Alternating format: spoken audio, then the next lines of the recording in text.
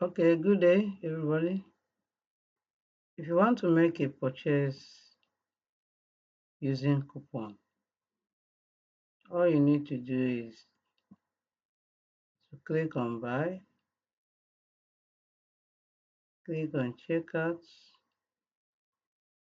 The details should be entered like this: your name and email, a functional email.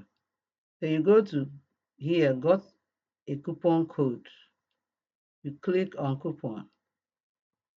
You enter the coupon that is given to you. Click on apply. You can see that the price is now 0. You click on continue.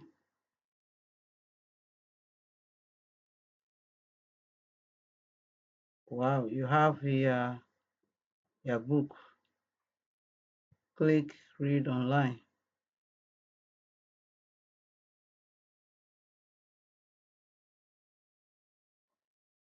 The book will come up.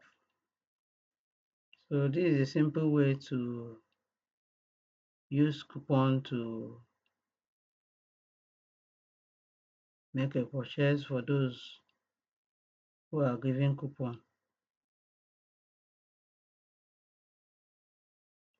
Thank you.